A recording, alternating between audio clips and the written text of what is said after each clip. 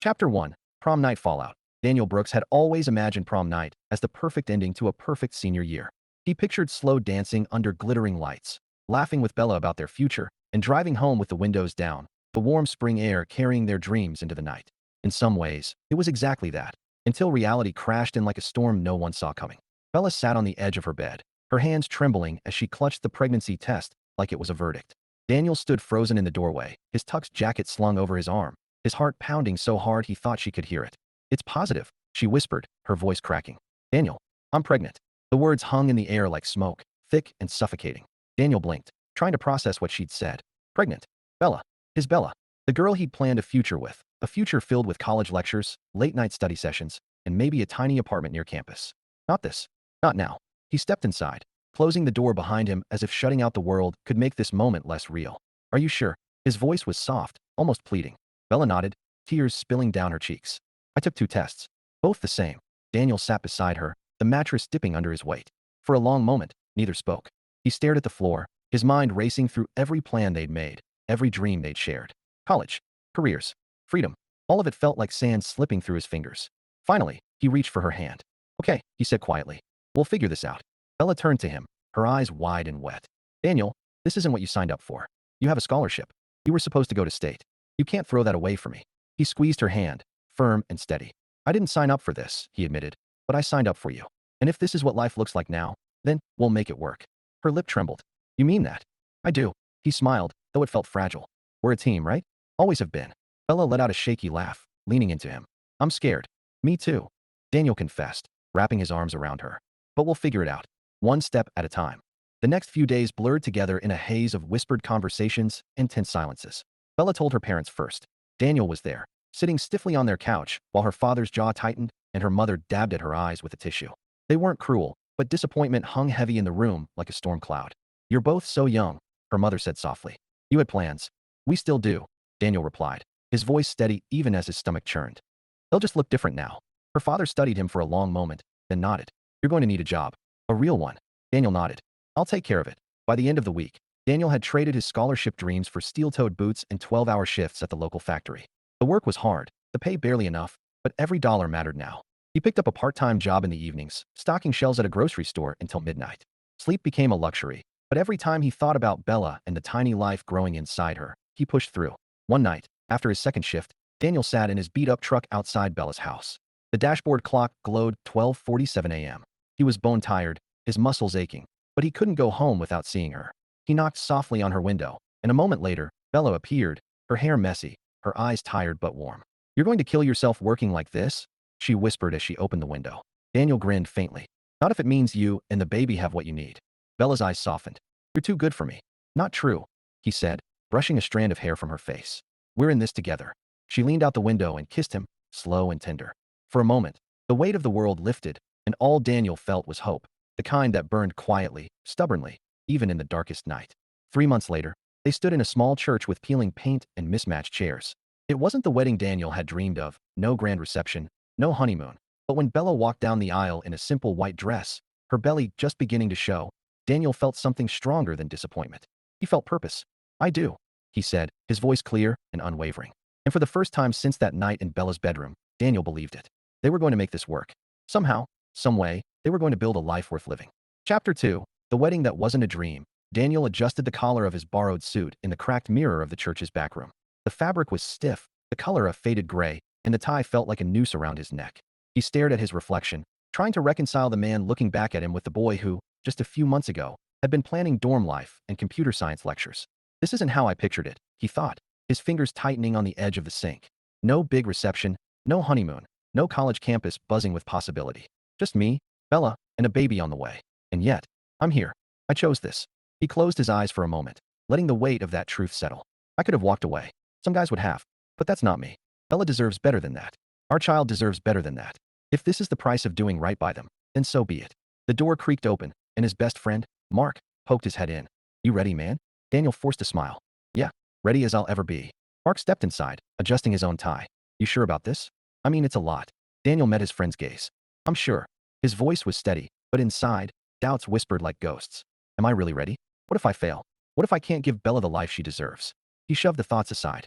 "No, I can't think like that. One step at a time." Today, I marry her. Tomorrow, I work harder. That's the plan. The ceremony was simple. A handful of family members sat in mismatched chairs, the scent of old hymnals lingering in the air. Bella walked down the aisle in a modest white dress, her belly just beginning to show. Daniel's breath caught when he saw her. She wasn't wearing diamonds or silk, but she was beautiful, radiant in a way that made everything else fade. Look at her, he thought, his chest tightening. She's scared, just like me. But she's here. She chose me too. That has to mean something. When the pastor asked if he would take Bella as his wife, Daniel didn't hesitate.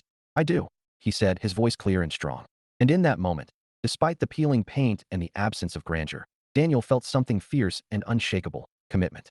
Later, at the small reception in Bella's parents' living room, Daniel sat with a paper plate of cake, watching Bella laugh with her mother.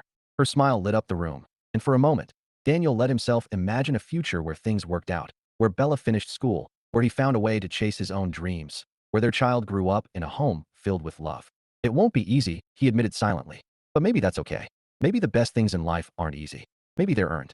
His gaze drifted to Bella's hand resting on her belly. That's my family. My responsibility. My reason to keep going when everything feels impossible. Mark dropped into the chair beside him. You look like you're carrying the weight of the world. Daniel chuckled softly. Feels like it. You'll figure it out, Mark said, clapping him on the shoulder. You always do. Daniel smiled faintly. I hope so, he thought. Because failure isn't an option. Not anymore.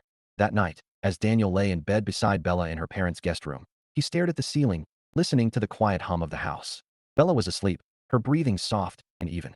Daniel turned his head to look at her, his heart swelling with a mix of love and fear. She deserves the world, he thought. And right now, all I can give her is me. Is that enough? He reached for her hand, holding it gently. It has to be, because I'm not going anywhere. Whatever it takes, long hours, missed sleep, sacrifices, I'll do it. For her. For our child. For the life we promised each other. And with that silent vow, Daniel closed his eyes, ready to face whatever came next. Chapter 3. Building a life from scraps. The factory smelled of oil and metal, a sharp tang that clung to Daniel's clothes long after he left. Machines roared like restless beasts, drowning out conversation, leaving only the rhythm of labor and the ache in his muscles. 12-hour shifts blurred into one another, punctuated by the occasional bark of a supervisor and the steady tick of the clock that never seemed to move fast enough. Daniel wiped sweat from his brow, glancing at the time. 2 more hours before he could clock out and head to his second job. He flexed his sore hands, the skin rough and calloused. This isn't forever, he reminded himself. It's just for now. Bella needs me. The baby needs me. One day, things will be different. But some days, that hope felt like a distant star, visible, but impossibly far away. When his shift ended, Daniel drove straight to the grocery store for his evening job. The fluorescent lights buzzed overhead as he stocked shelves, his body running on fumes. He moved mechanically, placing cans in neat rows, his mind drifting to Bella. She was home, probably curled up on the couch, her belly growing rounder by the day. He hated that he wasn't there more, hated that his life had become a cycle of work and exhaustion. She deserves better than this, he thought, sliding a box of cereal into place. She deserves a husband who can give her more than a paycheck and a tired smile at midnight. But then he pictured her laugh, the way it lit up her face, the way it made the world feel less heavy, and something inside him steadied. I'm doing this for her. For us. For the little girl who's going to call me dad. Weeks turned into months, and the day finally came when Bella went into labor. Daniel raced from the factory, his boots pounding against the hospital floor as he burst into the delivery room. Bella was pale and sweating, her hair plastered to her forehead, but when she saw him, her eyes softened. You made it, she whispered. Wouldn't miss it, Daniel said, gripping her hand like a lifeline. Hours later, when the cries of a newborn filled the room, Daniel felt something shift inside him, a weight lifting, replaced by something fierce and tender. The nurse placed the tiny bundle in his arms, and Daniel stared down at his daughter, his throat tight. Rita, Bella murmured. Her name's Rita. Daniel swallowed hard, blinking back tears. She's perfect, he thought, tracing the curve of her cheek with his finger. So small, so fragile, and somehow she's mine. Ours. In that moment, every sacrifice felt worth it. The long hours, the aching muscles, the dreams deferred, they all faded in the glow of Rita's first breath. Daniel bent his head and kissed her forehead, whispering a promise only she could hear. I'll take care of you, he said softly. No matter what. That night, as Bella slept and Rita dozed in her bassinet, Daniel sat in the hospital chair, staring at his daughter. His body was exhausted, his mind frayed, but his heart was full in a way he'd never known. This is it, he thought. This is why I keep going. Not for college. Not for some fancy job. For her. For Bella. For the family we're building. Even if it's not perfect. He leaned back, closing his eyes. One day, I'll go back to school. One day, I'll chase those dreams. But for now, this is enough. This is everything. And for the first time in weeks, Daniel slept with a smile on his face.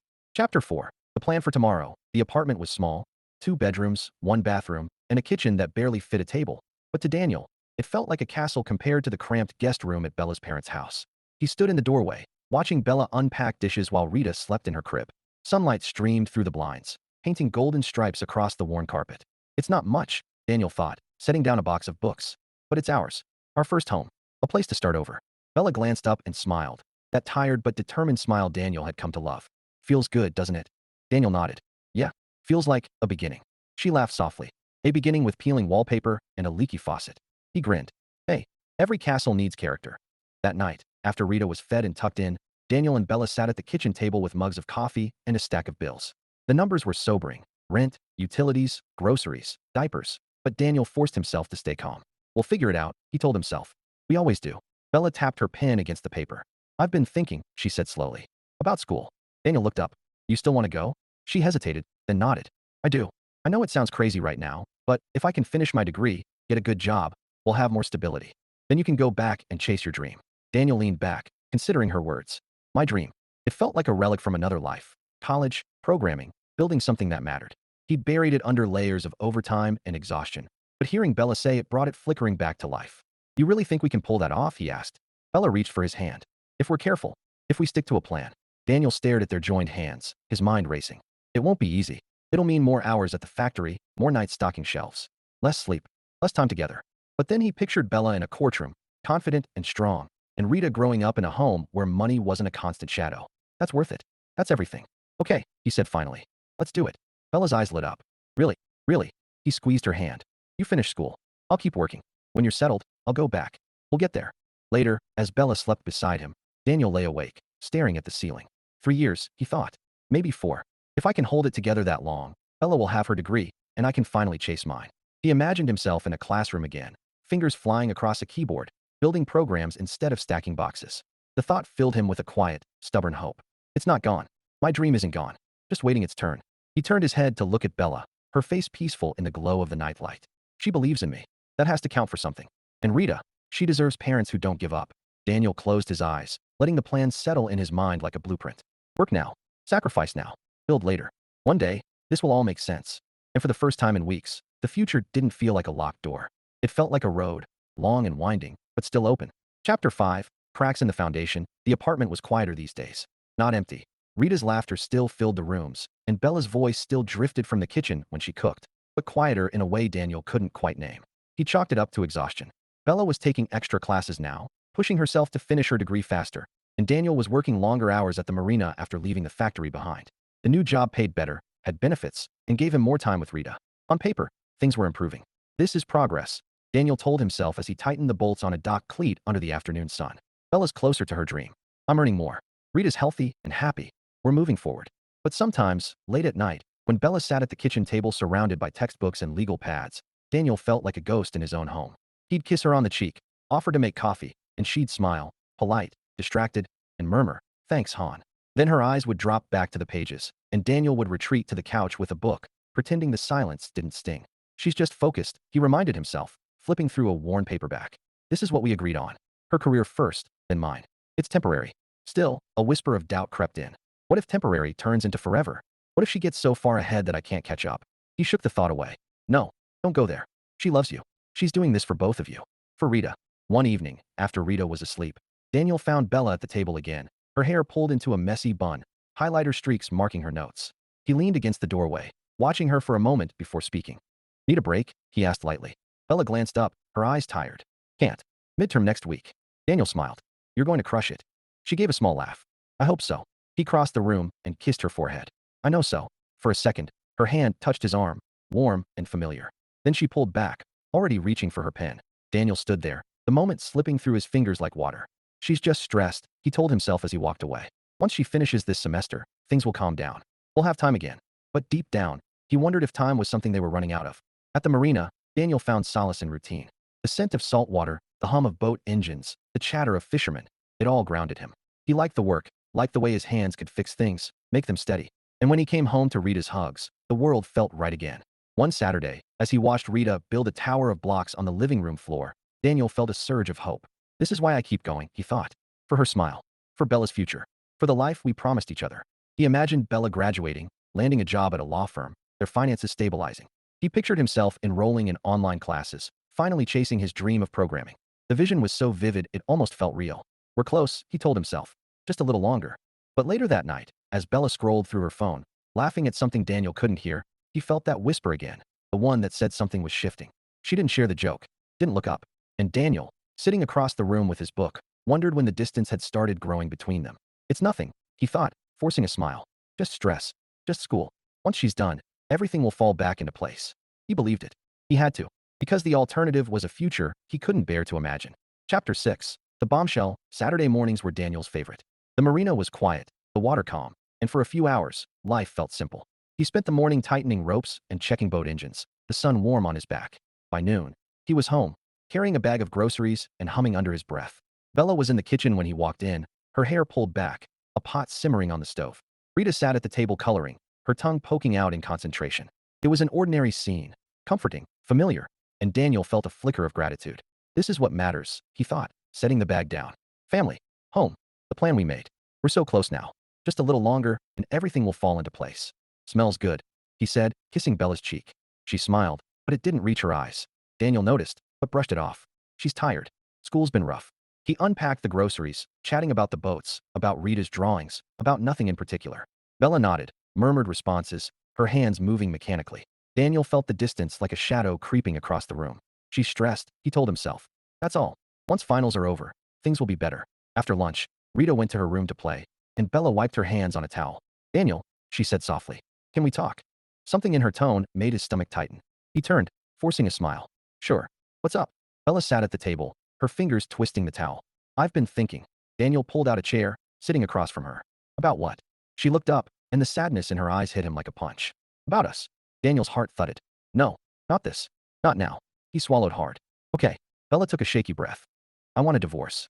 The words hung in the air, heavy and final. Daniel stared at her, his mind blank. Did I hear that right? Divorce? After everything? After all the nights I worked until midnight? All the plans we made? He forced his voice to work. What? I'm sorry, Bella whispered. I didn't want to hurt you, but I've met someone. Daniel felt the world tilt. Someone. Of course. There's always someone. His hands curled into fists on the table. You met someone, he repeated, his voice flat. She nodded, tears spilling now. One of the lawyers at the firm. I swear. Daniel, I didn't cheat. I fell in love. Daniel laughed, a short, bitter sound that startled even him. You fell in love, he said slowly. While you were my wife. It wasn't physical, Bella insisted. I promise. Daniel's jaw tightened. Does that even matter? You gave your heart to someone else while I was breaking my back to give you everything you needed. He stared at her, his voice low and cold. You didn't leave me and then meet him, Bella. You met him first. That's cheating, whether you touched him or not. Bella flinched.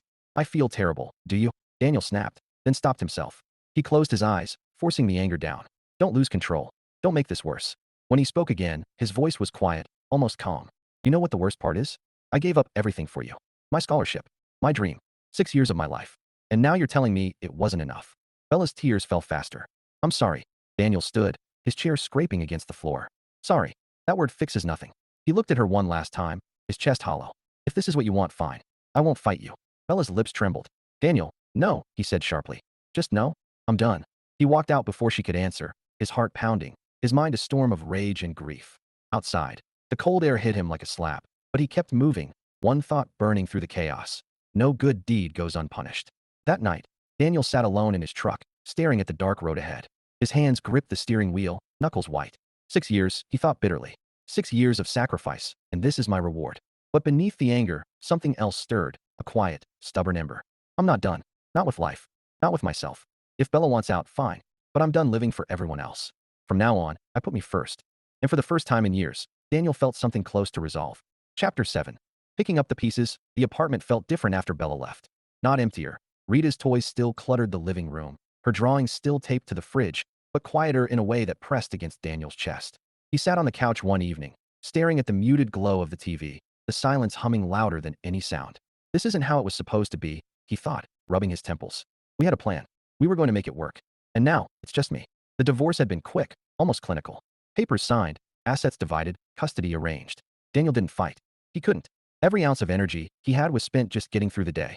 The marina job kept him afloat, barely, but half his paycheck vanished into child support before he even saw it. His dreams of school felt like dust in the wind. Don't think about that, he told himself, staring at the ceiling. Focus on what matters. Focus on Rita. Every other weekend, Daniel drove to Bella's new house. A 2-story brick home in a gated community, the kind of place they used to talk about like a distant dream. He'd pull up in his beat-up truck, feeling like an intruder in a world that wasn't his. Rita would come out, sometimes smiling, sometimes distracted, her phone buzzing with messages from friends. Daniel tried not to notice the way Bella's new husband stood in the doorway, polished and confident, like he belonged in this picture-perfect life. Tried not to hear the laughter from inside, the sound of a family that wasn't his anymore. Don't look at him, Daniel told himself as he hugged Rita. Don't think about what he has. Just focus on her. She's your daughter. That's enough. And for a while it was. Rita's hugs, her chatter about school, her drawings, they were the bright spots in Daniel's gray days. He lived for those weekends, counting down the hours until he could see her again. But as the years passed, the visits grew shorter. Friends, sports, school activities. Rita's world expanded, and Daniel's stayed the same. He didn't blame her. He wanted her to have a full life. But every time she canceled a weekend, every time she said, "Maybe next time, Dad," a crack widened inside him. One night, after she texted to say she couldn't come because of a party, Daniel sat alone in his apartment, staring at the message on his phone. The walls felt closer, the silence heavier. He dropped the phone on the table and buried his face in his hands. Is this it? He wondered. Is this what my life is now? Work, bills, and waiting for a daughter who barely has time for me. The thought clawed at him, dark and sharp. But then, like a stubborn flame, another thought flickered. No, this isn't the end. I'm still here. I still have time. I can change things. That night, Daniel drove to the library, a habit he'd picked up after the divorce. Rows of books greeted him like old friends, their spines lined with possibility. He wandered through the aisles, running his fingers over titles about programming, technology, and self-improvement. He couldn't afford classes, not yet, but he could learn. He could start. He checked out a stack of books and carried them home, the weight of them solid in his arms. As he set them on the table, a quiet resolve settled in his chest. I may not have much, he thought, flipping open the first book. But I have this. I have my mind. I have time. And I'm done waiting for life to happen. From now on, I make it happen. The apartment was still quiet, still small, but for the first time in months, Daniel felt something stir inside him. A spark of hope, fragile but real. Chapter 8, 16th Birthday Disaster. Daniel had been planning this for months. 2 extra part-time jobs, countless overtime hours, and every penny saved went into one small velvet box.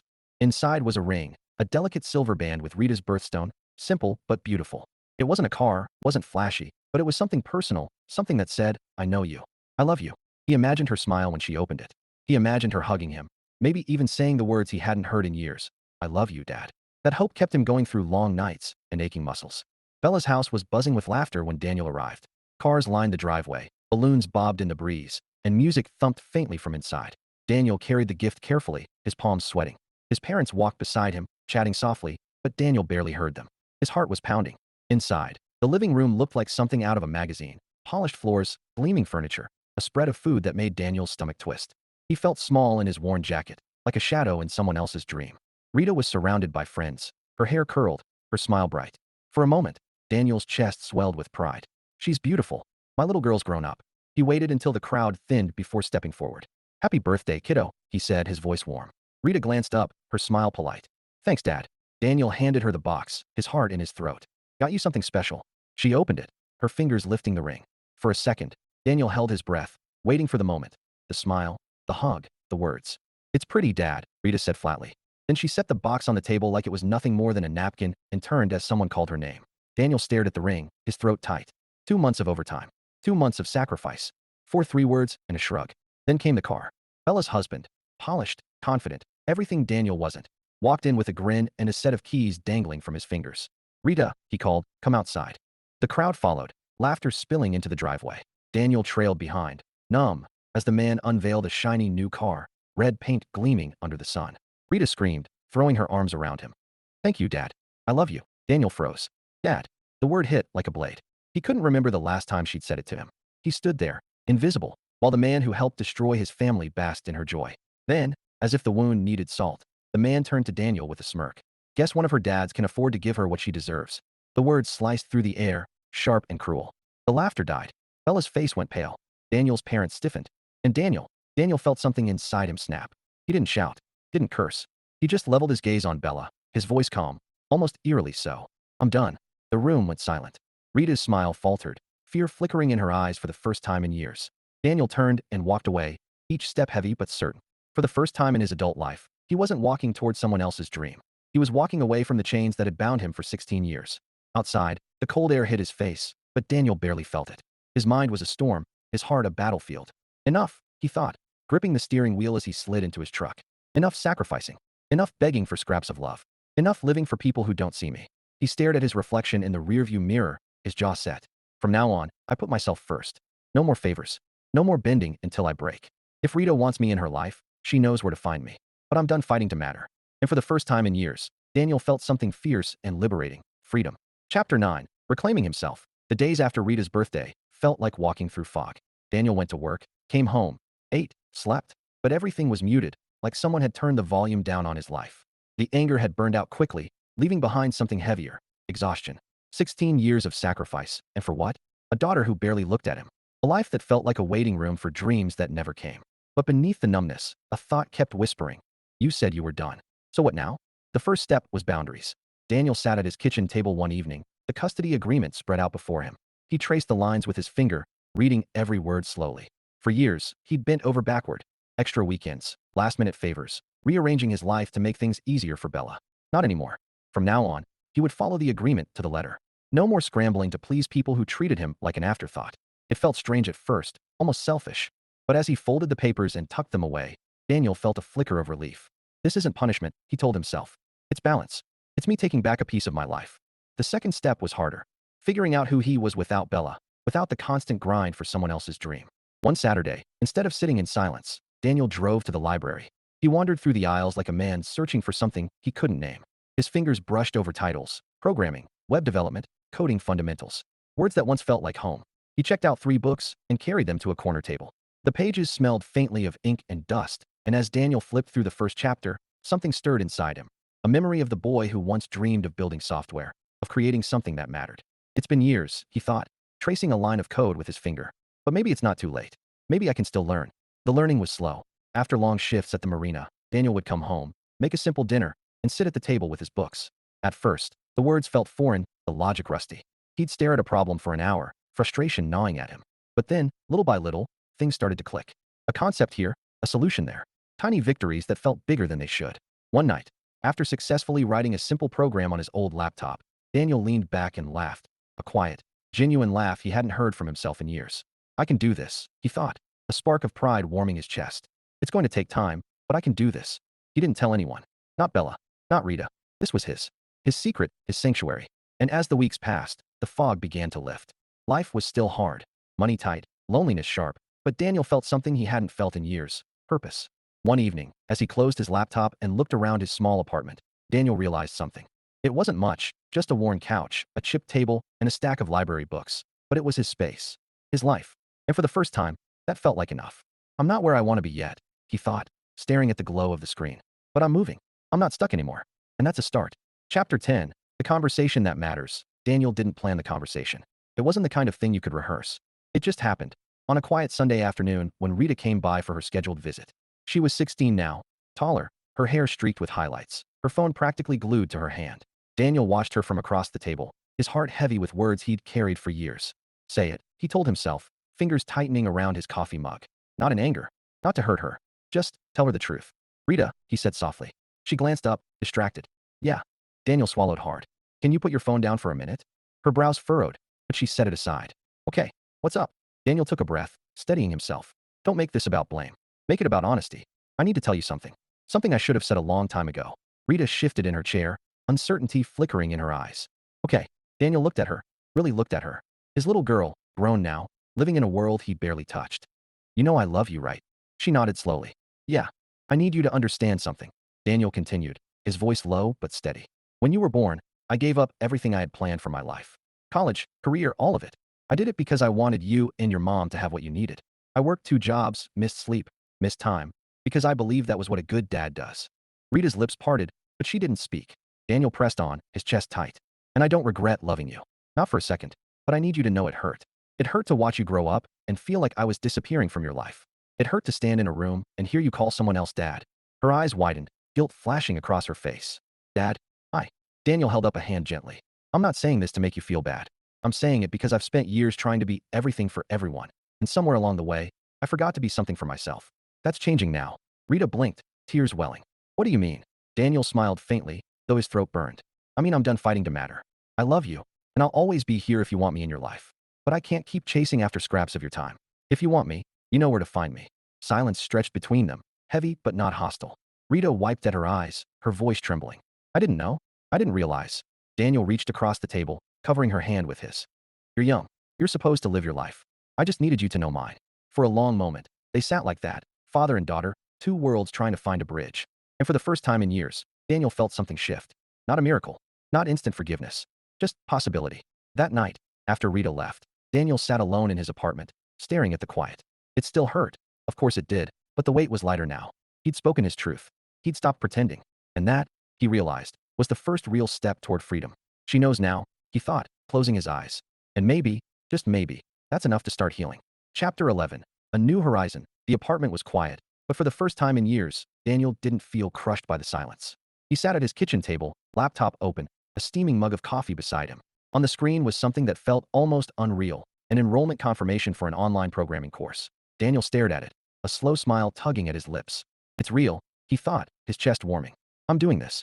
After all these years, I'm finally doing this. The first lesson was intimidating. Lines of code, logic puzzles, concepts that felt like a foreign language. Daniel's fingers hovered over the keyboard, doubt whispering in his ear. You're too old for this. Too late. Too tired. But then he remembered the promise he made to himself the night he walked out of Bella's house. No more living for everyone else. No more waiting. He straightened his shoulders and typed the first command. It worked. A simple output, just text on a screen, but Daniel grinned like he'd won a marathon. I can learn this, he thought, excitement sparking in his veins. It's going to take time, but I can learn. Days turned into weeks, and Daniel built a routine. Marina shifts during the day, coding practice at night. It wasn't easy, his eyes burned, his back ached, but every small victory fueled him. When he wrote his first functional program, he laughed out loud, startling himself. It wasn't much, a calculator app, but it was his. Something he created. Something that mattered. He started keeping a notebook, jotting down goals, finish the course, build a portfolio, apply for remote jobs. Each checkmark felt like reclaiming a piece of himself. One evening, Daniel closed his laptop and leaned back, staring at the glow of the screensaver. His apartment was still modest, his bank account still thin, but something had changed. He wasn't just surviving anymore. He was moving forward.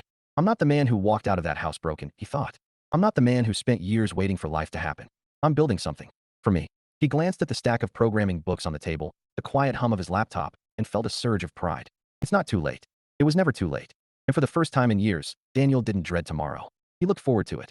Chapter 12. Closure and Possibility. The email came late on a Thursday night. Daniel was sitting at his kitchen table, laptop open, reviewing a coding exercise for his online course. The subject line caught his eye. Congratulations. Your application has been accepted. For a moment, he just stared, hardly breathing. Then he clicked it, and the words blurred as his chest tightened with something he hadn't felt in years. Pure, unfiltered joy. Remote junior developer position. Start date. 2 weeks. Welcome to the team. Daniel leaned back in his chair, laughter bubbling up before he could stop it. It wasn't a dream job. Not yet. But it was a start. A real start. Proof that all those nights hunched over his laptop, all those hours spent learning and failing and trying again, had led somewhere. I did it, he thought, his throat thick. After everything, I did it. He closed his laptop and walked to the window.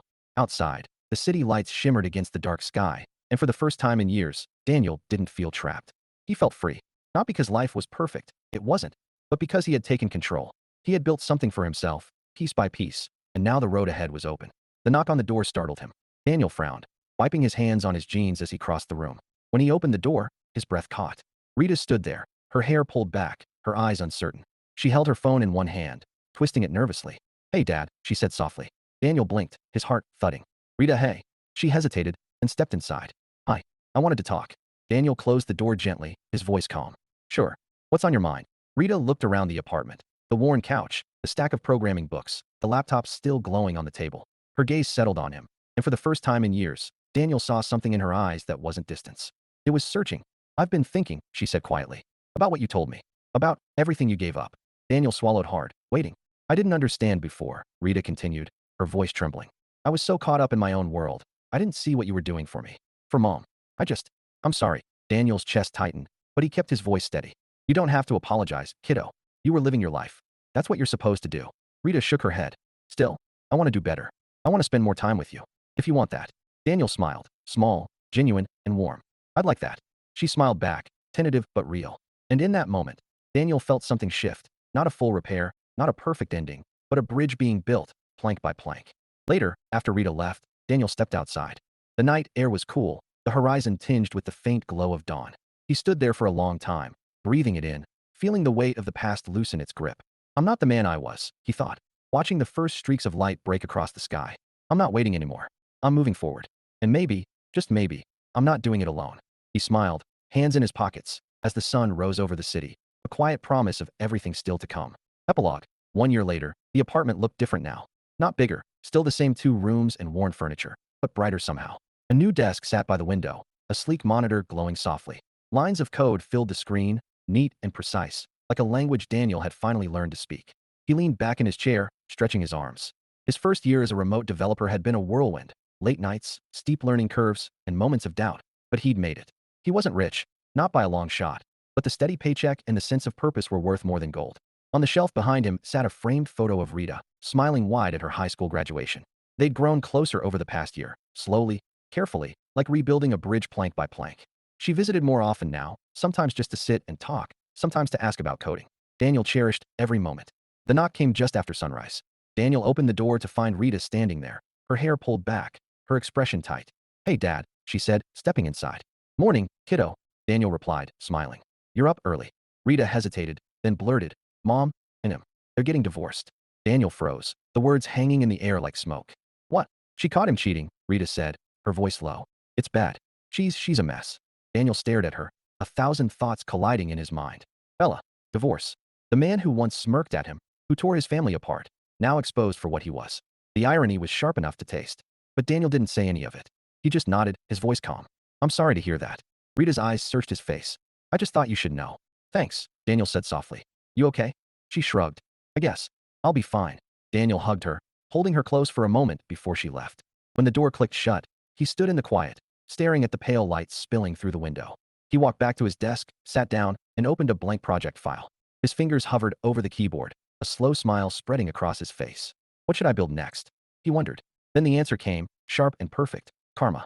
A game about choices, consequences, and the way life has a funny way of balancing the scales. Daniel laughed, a deep, genuine laugh that filled the room. The sound startled him, but it felt good. It felt right. Outside, the sun climbed higher, painting the sky in gold.